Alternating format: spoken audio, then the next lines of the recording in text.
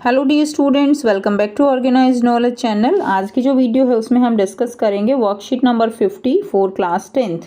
विषय हिंदी है और ये वर्कशीट आपके लिए 17 दिसंबर 2021 के लिए शेड्यूल की गई है।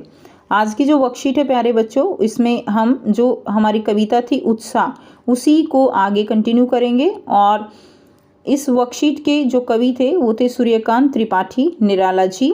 और ये जो कविता है उसी का दूसरा अंश जो है आपको इस वर्कशीट में दिया गया है। वर्कशीट शुरू करने से पहले प्लीज़ चैनल को सब्सक्राइब कर दीजिए, बेल आइकन को भी प्रेस कर लो ताकि आपको आने वाली वीडियोस की नोटिफिकेशन वो समय से मिल जाए। देखिए, पिछली वर्कशीट में हमने इसके बारे में क्या पढ़ा था, थोड़ा सा हम रिकॉल करेंगे। हमने देखा था कि जो कवि है वो बादलों का आह्वान कर रहा है, समाज में जो फैली बुराइयां हैं, जो असमानता है, शोषण है, उसको दूर करने के लिए एक क्रांति का आह्वान वो बादलों के माध्यम से कर रहा है। क्लियर? तो ये जो कविता है ये आह्वान कविता है और इस कविता के थ्रू जो है, जो समाज में फैली बुराइयां हैं, जो लोगों के दुख हैं, जिनसे लोग परेशान हैं, उनको दूर करने का कवि यहाँ पर बादलों के माध्यम से युवा वर्ग को आह्वान कर रहा है ताकि वो उनकी जो लोग हैं उनकी समस्याओं को दूर कर सकें। प्यारे बच्चों, पिछली बार हमने निराला जी और उनकी कविता उत्साह का अध्ययन किया था। आप जानते हैं कि इस कविता को उन्होंने भारत के युवा वर्ग को बादलों के माध्यम से जगाने की कोशिश की है। आज हम उनकी उसी कविता के अगले अंश को समझेंगे। तो जो कविता है उसका अगला अंश जो है हम पढ़ेंगे। कविता है उत्साह। विकल विकल उन्मन थे उन्मन। विकल का मतलब क्या है? बेचैन। उन्मन का मतलब क्या है? उदास। ठीक है, विकल विकल उन्मन थे उन्मन, विश्व के निधाद के सकल जन। निधाद का मतलब क्या है? यहाँ पे गर्मी है। ठीक है, और सकल का मतलब क्या है? संपूर्ण है। तो इसमें क्या कहा गया है कि आकाश में उमड़ते घुमड़ते बादलों को देखकर कवि को लगता है कि जो बादल हैं वो बहुत ही ज़्यादा बेचैन हैं। ठीक है, बहुत ज़्यादा उन्मन है, यानी बहुत ज़्यादा उदास हैं। आए अज्ञात दिशा से अनंत के घन, तप्त धरा जल से फिर शीतल कर दो बादल गरजो। तभी उन्हें याद आता है कि समस्त धरती ही भीषण गर्मी से व्याकुल और परेशान है। तो यहाँ पे जो भीषण गर्मी है वो किसका प्रतीक है? वो समाज में फैली बुराइयां, शोषण, असमानता, उसका प्रतीक है। ठीक है, तो तभी उन्हें क्या याद आता है कि बादल जो है उनको जो धरती है, उन्हें याद आता है कि जो धरती है वो भीषण गर्मी, व्याकुल और परेशान है। इसलिए आकाश की अनजान दिशा से आकर काले काले बादल पूरी तपती हुई धरती को शीतलता प्रदान करने के लिए बेचैन हो रहे हैं। तो कवि यहाँ पे क्या सोच रहा है कि जो ये बादल उमड़ घुमड़ कर कहीं जो है अनजान दिशा से आ रहे हैं, ये जो धरती पूरी जो तप रही है गर्मी के कारण, उसको शीतलता प्रदान करने के लिए बेचैन हो रहे हैं। ये जो बादल हैं, ये समाज में बादल यहाँ पर किसका प्रतीक है? युवा वर्ग का। तो एक तरह से युवा वर्ग का आह्वान किया जा रहा है कि जो समाज में फैली बुराइयां हैं, जो असमानता की बेड़ियां हैं, उनको युवा वर्ग क्रांति के द्वारा अपनी ये जो समाज में फैली बुराइयां हैं, इनकी बेड़ियों को तोड़ने के लिए उनका आह्वान जो है यहाँ पर किया जा रहा है। कवि आग्रह करते हैं कि बादल खूब गरजें और बरसें और जो सारी धरती है उसको क्या कर दें, उसको जो है तृप्त कर दें, एकदम उसको आप कह सकते हो कि जो फैली बुराइयां हैं उनको दूर कर दें। ऐसा यहाँ पर कवि आह्वान कर रहे हैं बादलों के माध्यम से।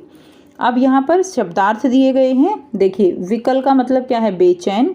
उन्मन का मतलब है उदास। निधाद का मतलब गर्मी। सकल का अर्थ होता है संपूर्ण।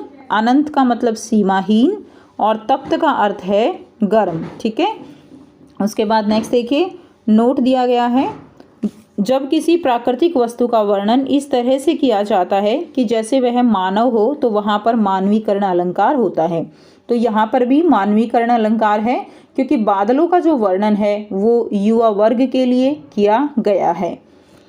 अब यहाँ पर बच्चों आपको बहुत ही आसान से 4 जो है प्रश्न दिए गए हैं और एक आपको दी गई है गतिविधि, जो कि है वर्षा ऋतु पर स्वरचित कोई कविता आपको लिखनी है। ठीक है, तो आइए बच्चों करते हैं इनके आंसर। पहला प्रश्न है, बादल किस तरह के प्रतीत हो रहे हैं? तो बादल बेचैन और उदास प्रतीत हो रहे हैं। प्रश्न 2, कवि बादलों के माध्यम से किससे आह्वान कर रहा है? कवि बादलों के माध्यम से समाज तथा युवा वर्ग से परिवर्तन का आह्वान कर रहा है। ठीक है, नेक्स्ट देखिए प्रश्न 3 है, समस्त धरती किससे परेशान है? जो समस्त धरती है वो गर्मी की तपन से परेशान है, अर्थात जो हमारा समाज है वह शोषण, असमानता जैसी समस्याओं से परेशान है। प्रश्न 4, बादलों के माध्यम से कवि क्या संदेश देना चाहता है? तो बादलों के माध्यम से कवि समाज तथा युवा वर्ग को जागृत करना चाहता है। नेक्स्ट देखिए प्रश्न 5 है, वर्षा ऋतु पर स्वरचित कोई कविता आपको यहाँ पर लिखनी है। तो देखिए वर्षा ऋतु पर कविता जो है लिखेंगे, सावन आया साथ में अपने बारिश को लाया, धरती पर नए फूल खिले पेड़ों में नया जीवन भर आया, मोर नाचे कोयल गाए, मेंढक भी देखो खूब टराए, खेतों में फसलें जब लहराए, किसान तब झूमे नाचे गाएं, लहरों में तेज भंवर है आया, मौसम हरियाली का चारों ओर छाया, छतों पर बच्चे खूब नहाए, क्या दिया गया है, छतों पर बच्चे खूब नहाए, कागज़ की नाव बना के तैराएं, बागों में औरतों ने हिंडोला खाया, सावन सबको खूब है भाया, नदियों का पानी भी बढ़ता जाए, देख प्रकृति यह सब मुस्कुराए, गगन में बादल काला छाया, सावन आया।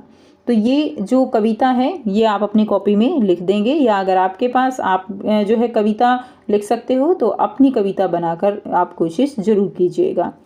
तो ये थी बच्चों आपकी आज की हिंदी की वर्कशीट। आई होप सभी बच्चों को ये वर्कशीट क्लियर है। कोई भी डाउट है तो आप पूछ सकते हो। वीडियो अच्छी लगे तो प्लीज़ इसको लाइक कर दीजिए, शेयर कर दीजिए और चैनल को भी सब्सक्राइब कर लीजिए। So thanks for watching students. मिलते हैं नेक्स्ट वीडियो में नेक्स्ट वर्कशीट के साथ। Take care, bye bye.